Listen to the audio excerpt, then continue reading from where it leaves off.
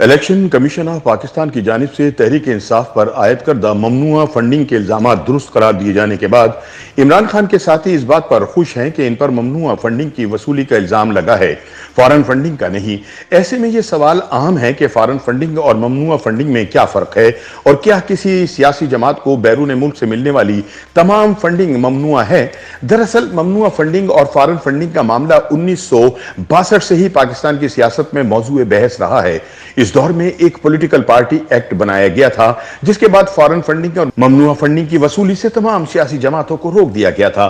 تحریک انصاف کی فنڈنگ کے حوالے سے الیکشن کمیشن کے فیصلے میں جہاں یہ کہا گیا ہے کہ عمران خان کی جماعت پر بیرون ملک سے ممنوعہ فنڈز لینے کے الزامات ثابت ہوئے ہیں، وہیں اس نے ایک بار پھر یہ بحث چھیڑ دی ہے کہ کیا سیاسی جماعتوں کے لیے ہر قسم کی غیر ملکی فنڈز ممنوع ہیں؟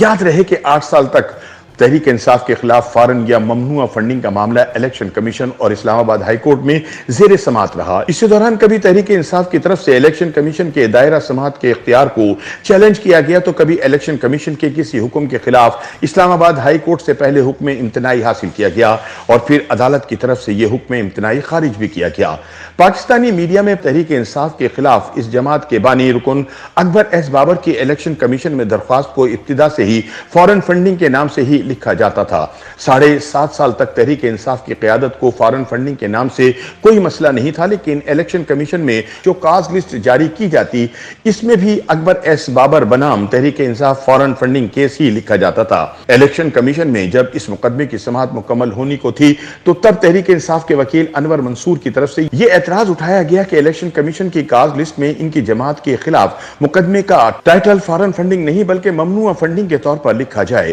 دراصل ممنوعہ فنڈنگ اور فارن فنڈنگ کا معاملہ 1962 سے ہی پاکستان کی سیاست میں زیر بحث رہا ہے۔ اس دور میں پولیٹیکل پارٹی ایکٹ بنایا گیا تھا جس کے بعد فارن فنڈنگ اور ممنوعہ فنڈنگ دونوں کی وصولی کسی بھی سیاسی جماعت کے لیے جرم قرار پائی تھی۔ اسی ایکٹ کو مشرف دور میں بنائے گئے پولیٹیکل پارٹی ایکٹ 2002 میں بھی برقرار رکھا گیا۔ اس کے بعد الیکشن ایکٹ 2017 میں بھی اس قانون کو برقرار رکھا گیا۔ الیکشن کمیشن ایکٹ 2017 کے سیکشن 204 کے سب سیکشن 3 کے تحت کسی بھی سیاسی جماعت کو بالواسطہ یا بلا واسطہ حاصل ہونے والے فنڈز جو کسی غیر ملکی حکومت، ملٹی نیشنل یا پرائیویٹ کمپنی یا فرد سے حاصل کیے گئے ہوں وہ ممنوعہ فنڈز کے زمرے میں آتے ہیں۔ P T I funding case کے فیصلے میں بھی الیکشن کمیشن نے کہا کہ سیاسی جماعت کسی بھی غیر ملکی، ملٹی نیشنل یا کسی بھی ملکی سرکاری اور غیر سرکاری کمپنی سے کوئی بھی فنڈ براہ راست یا بالواسطہ نہیں لے سکتی۔ اسی طرح اسے کسی تجارتی کمپنی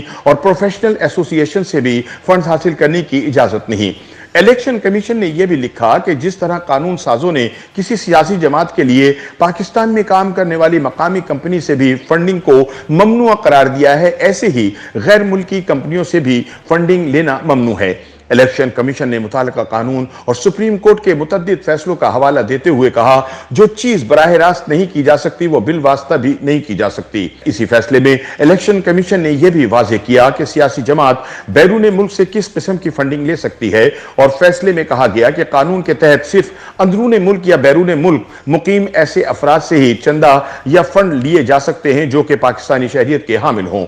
الیکشن کمیشن کے سابق سیکرٹری کنور دلشاد کا کہنا ہے کہ الیکشن ایکٹ کے تحت اگر کوئی ملک یا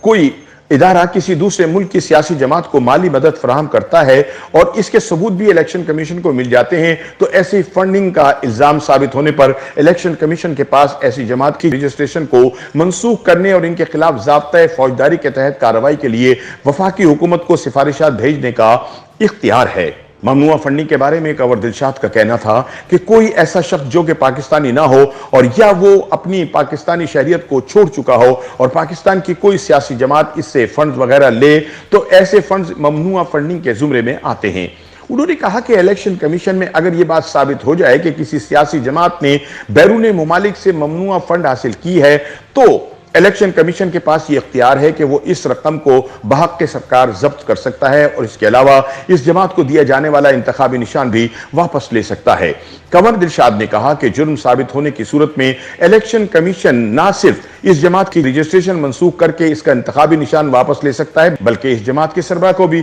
غلط بیان حلفی دینے پر چارج شیٹ کر سکتا ہے، کیونکہ ہر سال گوشوارے جمع کرواتے وقت جماعت کا سربراہ یہ بیان حلفی دیتا ہے کہ ان کی جماعت نے فارن فنڈنگ یا ممنوعہ فنڈنگ फंडिंग हासिल नहीं की। कंवर दिलशाद का कहना है कि फौरन फंडिंग साबित होने की सूरत में किसी जमात को कलअदम करार देने का इख्तियार वफाकी हुकूमत के पास है। उन्होंने कहा कि इलेक्शन एक्ट 2017 के सेक्शन के सब सेक्शन 1 के तहत वफाकी हुकूमत 15 रोज में सुप्रीम कोर्ट को रेफरेंस भिजवाएगी और अदालत उज़्मा का फुल बेंच इस रेफरेंस पर फैसला करेगा। पाकिस्तान में इंतखाबी मामलात पर नजर रखने वाले इदारे पेल्डाट के सरबराह अहमद बिलाल महबूब का कहना है कि तहरीक इंसाफ पर फौरन फंडिंग या ममनुआ फंडिंग साबित होने की सूरत में इनके अकाउंट्स में पैसे जब्त होने के अलावा इनके सादिक और अमीन होने पर सवाल उठाया जाएगा। उन्होंने कहा कि ऐसा होने से न सिर्फ इमरान की अपनी साख मुतासिर होगी बल्कि इनके करप्शन के बयानियों को शदीद धचका लगेगा। उन्होंने कहा कि पार्टी के मालियाती गोशवारे जमा कराते वक्त यह बयान हल्फी देता है कि इनकी जमात ने कोई ममनुआ फंडिंग हासिल नहीं की।